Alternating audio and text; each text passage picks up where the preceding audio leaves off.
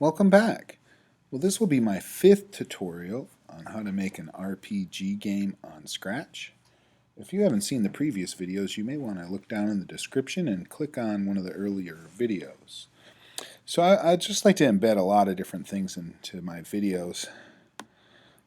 In this video, we'll look at how to add different costumes to our item, and we'll look at maybe making a locked door. But first, before we do that, I want to show you a few things. First, at this point, your game's getting bigger, and if you didn't know, there's different. So while you're building it, you should be saving it, and it saves automatically every so often. But before you close Scratch, you should save your game if it hasn't saved already. And there's another function called save as a copy. And so if you've been following along, you notice that in my RPG Studio I have multiple copies of each lesson, and this is how I go about doing that. So I make a copy and I change the name to what I'm creating. So we'll call this lesson 5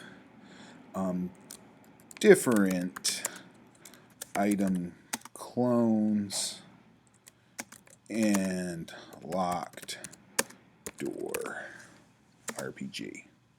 Okay? And you won't be able to see it unless I share it, so I'll go ahead and share that. Alright? Right now it's identical to lesson 4 because I copied lesson 4. And this is how I go about making these lessons so that you can look at the lesson after the project after you're done with the lesson to compare your code if you're using that. Another thing that I want to point out on this one is I have all these variables being shown, and it's starting to clutter up my game. So if you go to variables and click on the boxes here, they'll go away. And most of these I don't need. I'd like to keep track of how many coins I have and my XY coordinates. And that's about all that I'm really concerned about. So this is where we left off last time. We have these item clones. Okay, and so what I'm going to do is I'm going to add some graphics here. So before I started the video, I typed into image search, sprite sheet RPG items, and I'm looking at, where was it? I saw a really good one. So when I click on these, you can see, like that's not a bad one either. You can see when I click on them, notice how the background didn't go away? That's not going to work very good for your game. But watch this one. See how there's no background? Here's another example. There's no background. Those are going to work out better for you because they won't have. You don't have to clean up the picture, the costume when you create it. So when you're looking to bring something in, you don't want something with a background like this one. I mean, you can use it. It's just going to take you a lot longer to be able to use it. Same thing with this one. It looks like there's no background, but there is. And that just makes it more difficult to work with. Where these, the black in the background, that has a background, that's not a good one. But this one's better. But hang on, I found a really good one I wanted to use. Let me try to find that again. Where did it go? You know what? I'm not looking for the right thing. I want a coin. Ah, here we are. This is right. Okay. So I'll click on this one. And see how it like disappeared? The background disappeared. And I like this one. It has a lot of cool items on it that I could possibly use. Alright, and so I'm going to click on Save Image As. And I'm going to save this. It's called items. I don't know. Items. I'll call it items 10. I don't know, so I'll remember which one.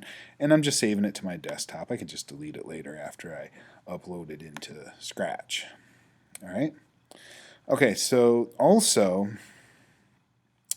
I want to show you something. So at the bottom of my videos, I'm leaving a link to the current project and my studio. So let's look at my studio first. So the RPG studio I have for you, as I make lessons, I leave that project in the studio so you can take a look at it. So it's not there yet, but if you're watching this video, it'll be there. The lesson 5 project will be there. And so I'm going to have you should do just basically what I'm showing you with the lesson 5 project, which will be there, as I'm doing right now with a different project. So I'll try to help you understand what I'm talking about. So if I just go into, and I'm going to grab this project right here. You won't have access to this project, but the sprite that I'm going for will be in there. At the bottom of your screen here, there's this thing called Backpack, and if you click that, now you won't have all the things I have in here, but regardless what you have in here, you can 2-finger click and delete stuff if you like, if you don't want it in there. But what I'm asking you to do is go into the project that I'm tying to this lesson, my lesson 5, and you can grab this. There'll be a sprite called tile sets. You can grab it and put it right in your backpack. Okay? And once that loads, then you can go back to your project, just like I'm going to go back to my lesson 5 project, which is right here. And when I open up that project, I'm going to go inside, and I'm going to click on the backpack, and I'm just going to pull that tile sets sprite and put it add it as a sprite into my game. Now there's already a code built into it to hide it, because we're never going to use this in the game other than we're just going to pull graphics from it. So I already have quite a bit of costumes made here, so later in later tutorials I'll probably pull stuff right from this tile set sprite so that we can just grab it from the same place. You don't have to use these sprites. Just giving you an example of how you can, just an easy way to get some of these. I just pulled these off the internet doing Google searches, just like I showed you. And if you find a good sprite sheet you want to add to it, just go to the tile set and then click on Upload Costume. And remember, we just downloaded that item costume. It's on my desktop, and I just looked for it. It was items 10. Okay? I'm not sure. I'm just going to upload that items 13 too while I'm at it. I think I downloaded that off video, and I'm going to pull that in too. Why not? All right. So just because you use it in here doesn't mean you have to use everything on here. Some items you won't use, and others you will. Okay. So now I just uploaded 2 different sprite sheets that I found online.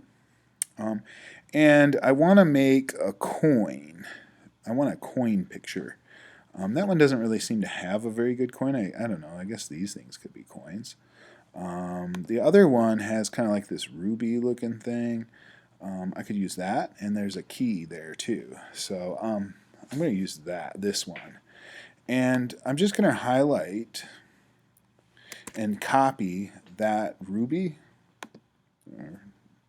And I'm going to just take that, get rid of this purple coin that I just made when we did that in lesson 2.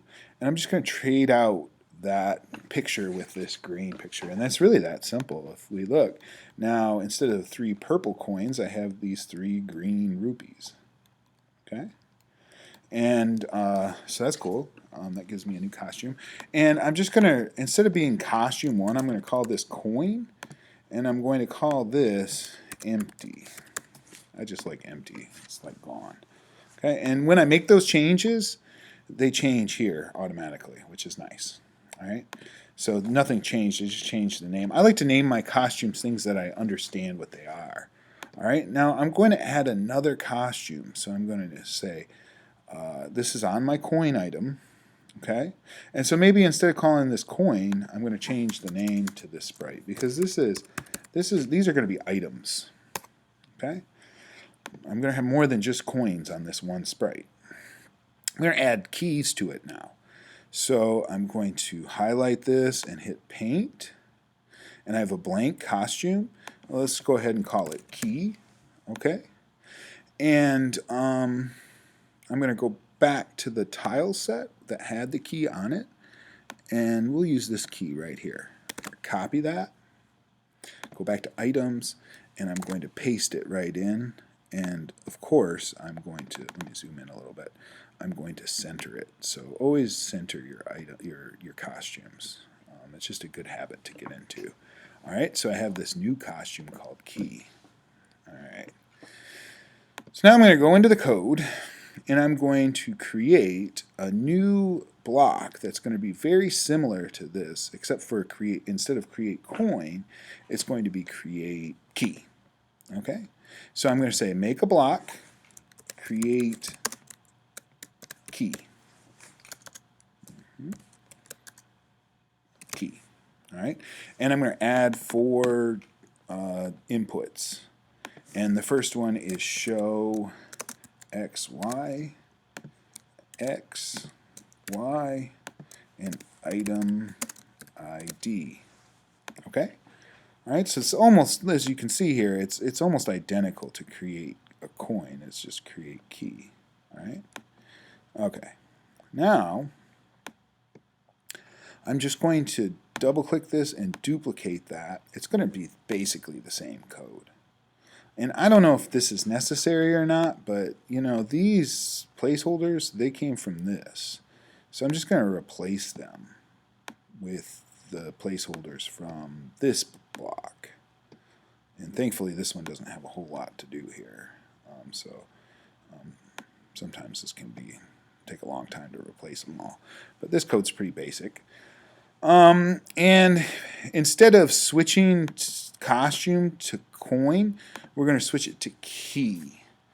And we're going to need to make a new variable though, because these aren't coins, these are keys. So this will keep track of something different, how many keys we have. And so basically when we touch the key, we're going to change the variable keys by 1, meaning we'll get a key. Or if we already have a key, we'll have 2 keys, and so on and so forth. Okay? But just like we always want to do, we don't want to create a variable and not give it a value at the start of the game. And in this case, we don't have any keys at the start. So we have 0 keys. And as you can see, again, we have all of these variables displayed. We don't need all those. So I'm going to, all I really want are keys, coins, X, and Y. So I'll put my keys there, my coins here, and I'll reset the game. And so I can still pick up coins, but I don't have a key in the game yet. I created a custom block for the key, but what I need to do is create a key. So just like we use, we're just going to use the same code, so I'll just duplicate that. This is going to be item number 3, and its item ID will become 4. All right. And we'll put it on 0, 0 for now, and we'll just put it at 100, 100. Why not? Nothing else is there, so we don't want it like underneath something. And actually, let's pull that out, because let's create a coin. Let's do create a key. And we'll just copy those same coordinates, though. 0, 0, 100, 100, 100, and item 4. All right? And we can just toss that up. All right. So now when I reset the game, I should have a key, but I don't. And the reason why is I'm only making 3 clones. So whenever we add something, remember, you need to repeat it now 4 times because we have 4 items. And now I have a key. Okay, see, it's over there. And same process, when I touch the key, it goes away because we switched the costume to empty. But instead of coins going up, my keys went up. All right? Cool. So now we have a key.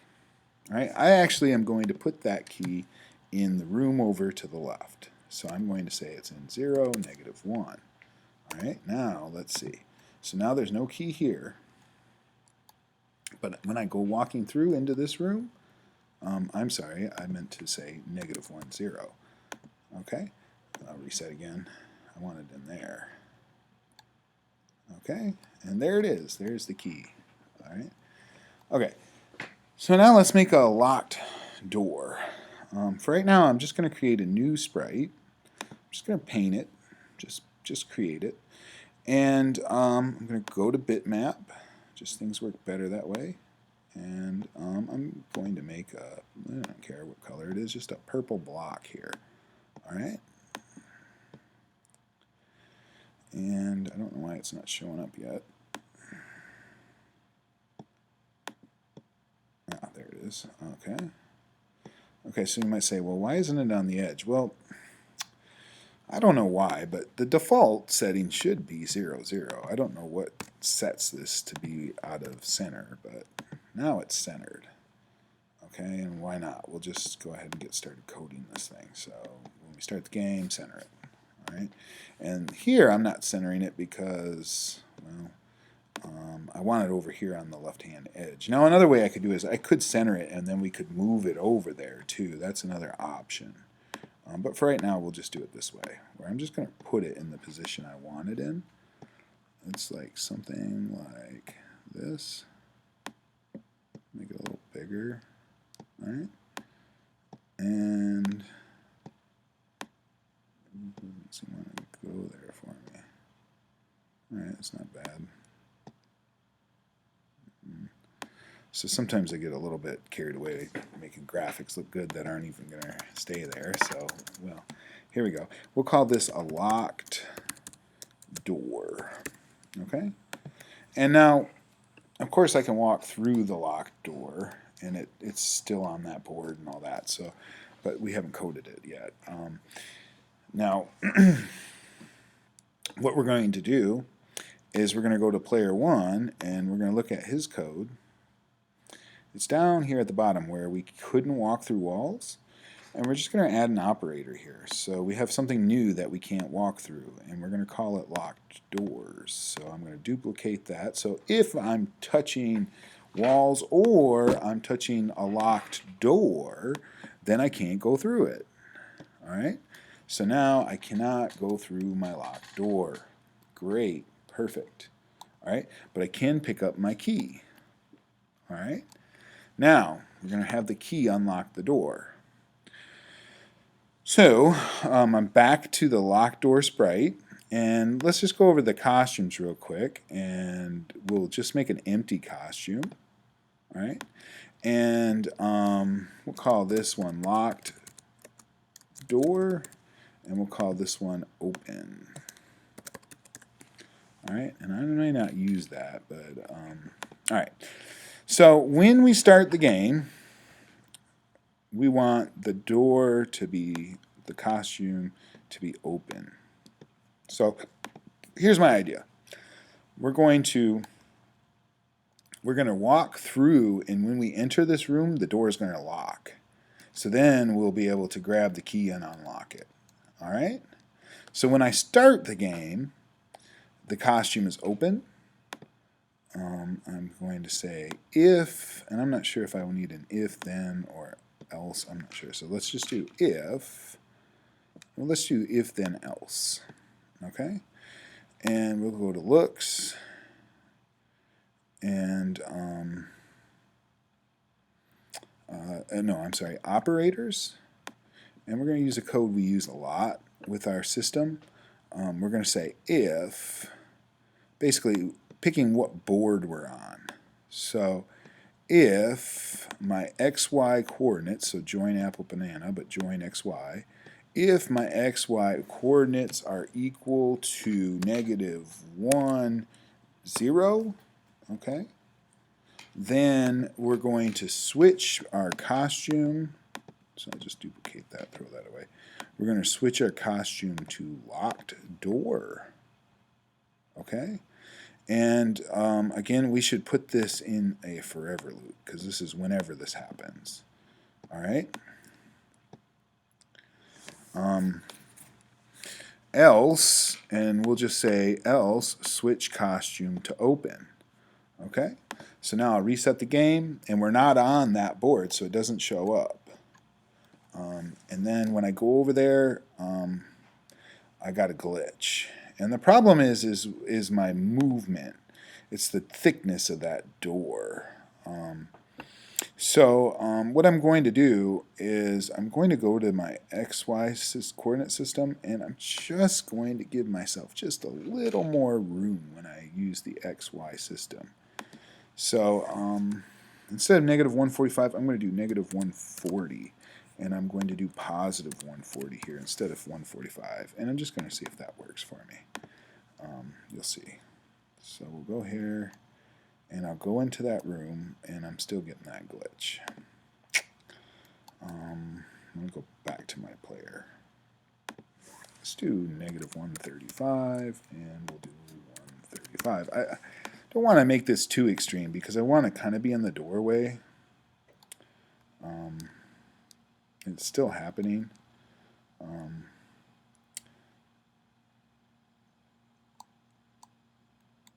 So I'm just going to make it just a little bit more. We'll just say 130. That's Y position. Whoops, 145. No, we'll just say 150 and negative 150. And sometimes you just have to play with your boundaries to see what works. And you know, the problem is those boundaries that I'm changing, that's for all my game. All right, that worked. And let me reset it so you can see it again. And hopefully you're understanding what's happening here. So basically, this is the very edge of that wall, so that I'm not touching the wall and it's not shooting me over to here. Okay? All right, so now I have this locked door, and it only appears when I come in this room. So it like locks behind me. All right. So now I'll go back to the locked door, and now we need to unlock it. So we're going to use another if statement. Okay, so if and sensing, touching. So if we're touching player 1, and then I'm going to do another control. If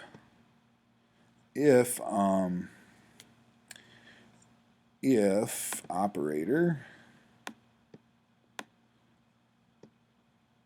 if we have some keys, so if keys are greater than 0, that means I have at least 1, right? Then we're going to we're going to hide. We could switch backpack to open, costume to open, I mean, but I don't think that'll work because basically it'll always come back every time we come on this board. So we're going to, it's going to hide it, so it's going to go away. But also we got to use up a key. I want to use a key, so I'm going to not set, but change keys by -1. All right. Okay, now let's try it out. So if I walk over to this key, I grab it. I have one key. I click, I touch it, and my keys go to 0, and I unlocked the door. And when I come back, it doesn't come back either. Like that door is now unlocked for the rest of the game. It's gone. So I'll reset. Let's check it out, see if it works again. I walk into the room and it doesn't come back. Aha, right. The reason why is it's still hidden. So when we start the game, we want to show it. All right? All right, now when I start the game. Now, you might say, well, I thought you said show. Well, it only shows when we're on this board. So now we're locked in. We can't get out of the room. We grab the key. We come back, and now we can unlock the door. Boom. All right, awesome. All right, I hope that works for you. I hope you are able to get your door to work and have multiple items. And stay tuned for the next video, and I'll show you some more coding and how to create an RPG. But until next time, we'll see ya.